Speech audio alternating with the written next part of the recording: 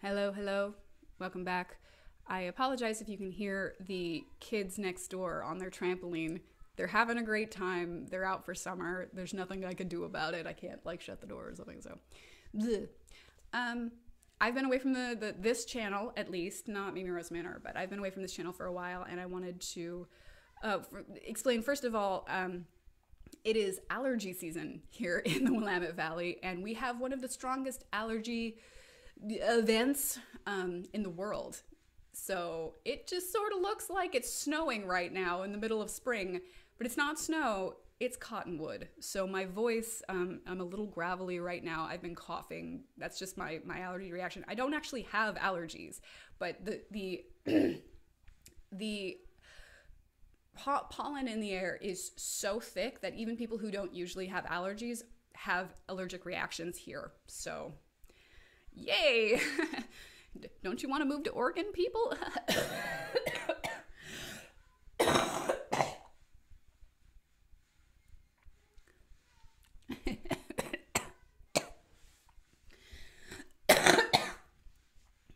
Okay. Sorry about that. Give me a second.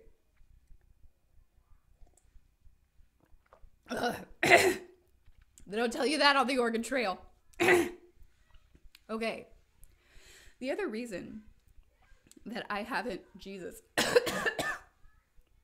this is going great. This is going great. This is a serious video, I swear. This is a very serious video about evil and fascism. The other reason I've been away from this channel is I've just been sad. And not in any way that is productive. It's a sense of hopelessness and grief, and just a sense that I'm living through something awful, and there's nothing I can do about it. It's very difficult to turn away and be like, hey, look at that movie, isn't that cool? Or hey, I'm playing this video game, it's awesome, when there are children at the border being taken away from their parents. Parents who are just seeking asylum from domestic violence and gang violence, and legally, completely legally, and their kids are being taken away and put in camps. I refuse to say detention centers anymore. I really do, because the detention center is what the government wants us to call it. It's their language for it. It's a softening word, and I won't do it. It's a camp. This is the most recent part, chapter 4, of what I've been calling my education in evil, which began when I was a child and up until right about now. So when I was young, and I mean like in elementary school, my first beginning into my education of evil was learning about the Holocaust. And the education system, like American education about fascism, is very incomplete. And I'd like to see that addressed later, now, like addressed, because they teach you that things happened. They don't teach you why. At least my schools didn't, and I went to a lot of different schools.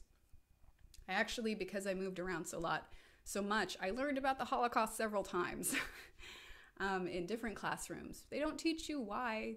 They just want you to memorize that it happened for historical reasons. And so I was caught in this place of like, wait, Jews and homosexuals and Roma people, they were just murdered because they were they were like rounded up and put into camps and killed in mass? Why? That doesn't make any sense. And to my young, youthful, naive brain, the part I could understand was that Hitler and the Nazis wanted to do that because there are bad people in the world and evil people will want to do evil things. The part I couldn't wrap my head around was everyone else. I couldn't get my head around the fact that regular old German people and Polish people and all these other people could allow this to happen around them. And not just that they could allow it, that they could justify it. That they could say, I'm sure they're fine, and to ignore reports about the camps and just, it's okay, I'm sure they really deserved it. They must have done something horrible. I guess we didn't really know our neighbors, right? That the everyday people you could see at the grocery store would wave this away. I'm sure it's not really as bad as people are saying it is. That's the part I couldn't get over, and I was hit with this wall of just, what?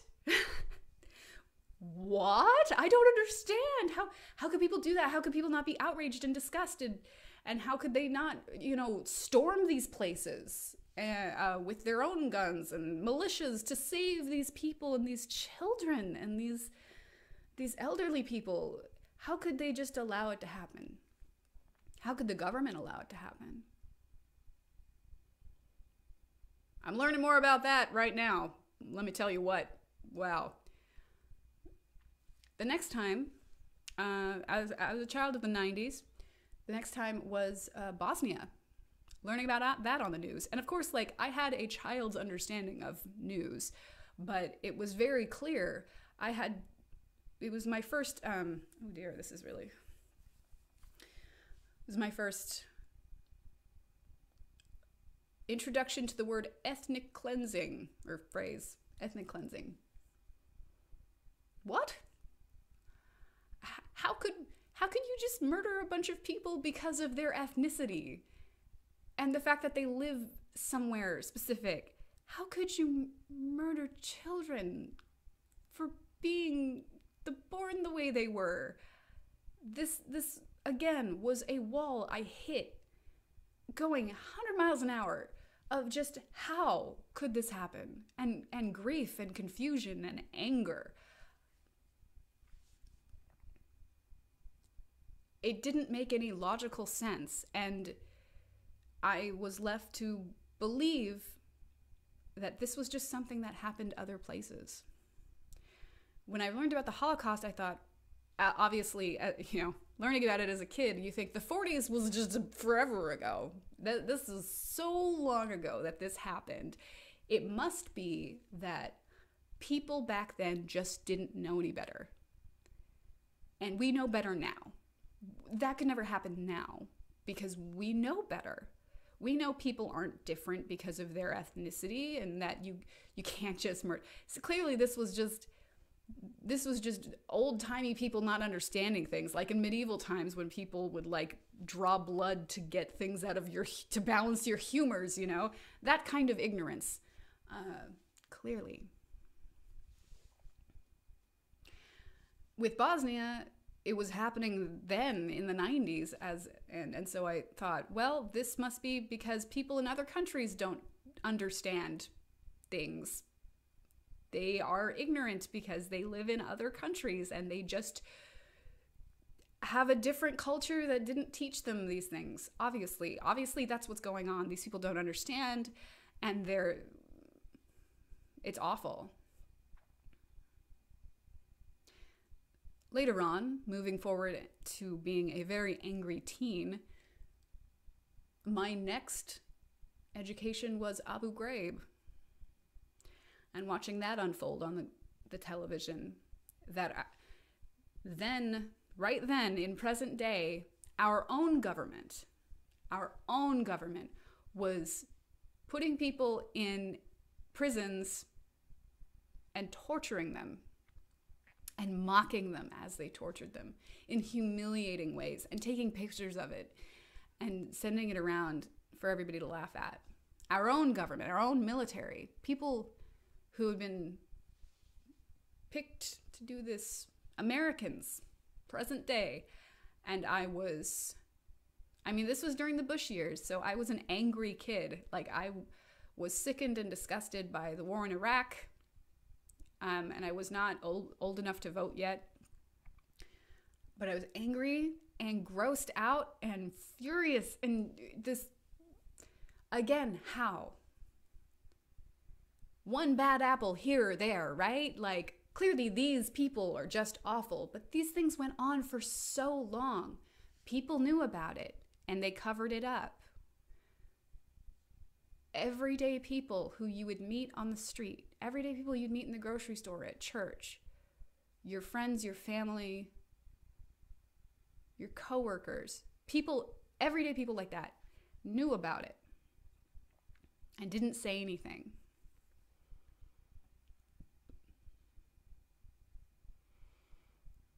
And then when those pictures came out, everyday people jumped to their defense. This is just a few bad apples. This is just, well, you know, those terrorists did really awful things. Yeah. I was hit again with this wall of why? Why do this? Why be such an awful person? How can someone justify to themselves that this was a good thing to do, that this was okay, and this makes, like, how can you not care that you're hurting these people and humiliating them and abusing them? How could those people do it? And how could other people enable them and cover it up? Everyday people. I have consistently throughout my life been sort of horrified by the evil of everyday people. What was possible for you and I, people, just people. Not mustache swirling villains, not Dr. Evil, not, some fucking tying women to tracks on the train track. Just everyday people. That's the part that freaked me out. Because I have always struggled with trusting people. I got some trust issues. So the idea that everyday people could be so awful, and you never know who it is, but because they hide this behind smiles and good faces and good hair, and they just look like everybody else. They don't look like villains. Who is it? You know? And then again, during the Trump administration, the election was my next hit, because what I found was that people I knew were making excuses for why the things he was saying and doing were not a big deal. That he didn't really mean that he was going to take kids away from their parents and separate families. He's not really going to do that. That's just talk. He doesn't really mean that Mexicans are all rapists. He didn't really say that. You're taking him out of context. He didn't really mean it when he said he could grab women by the pussy. He's not being literal. It's just talk. The rationalization, the constant justification for abusive people. And you see this a lot in people who've had like alcoholic parents or abusive parents, where they're just in this mode. This is like, just keep everything okay. It's not that bad. Downplay it. It's not that bad. He didn't really hit you that hard. He didn't mean it. He didn't, mom didn't mean that when she said that. She was just drunk. People get in this mode and they never break out. And so here we are with thousands of children separated from their parents at the border, when so many of them are just trying to get away from gang violence. And some of those kids will come out of this and be like, yeah, that was really scary, but I was okay in the end. And others won't. I can't even say it.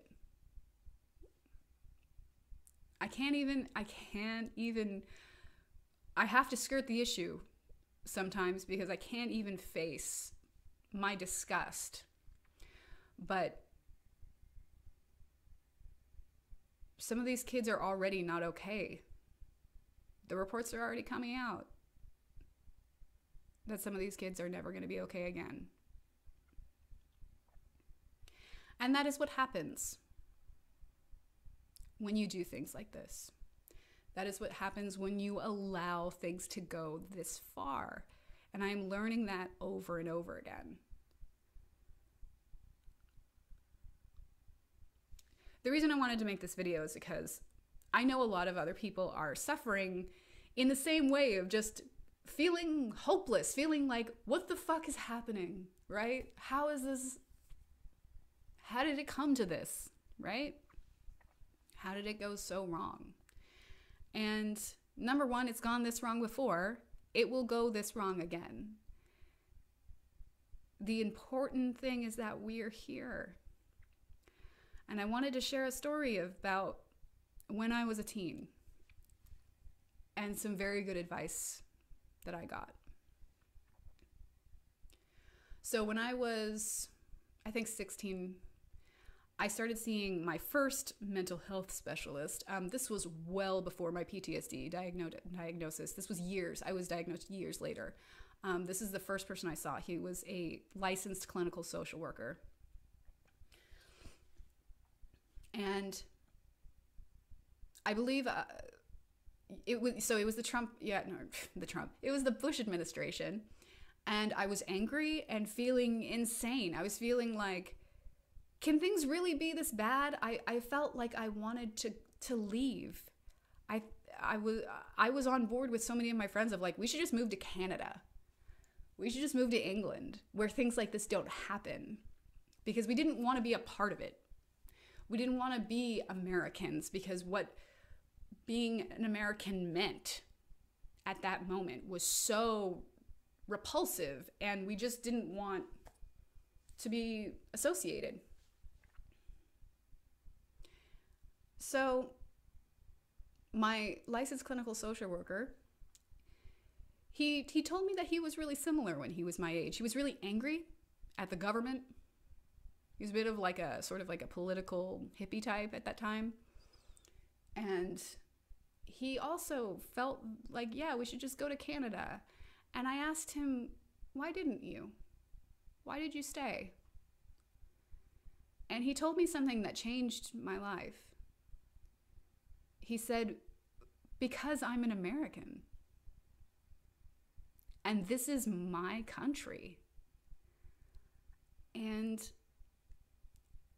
if I leave, then I leave all of these people that are being hurt in the hands of those who would hurt them.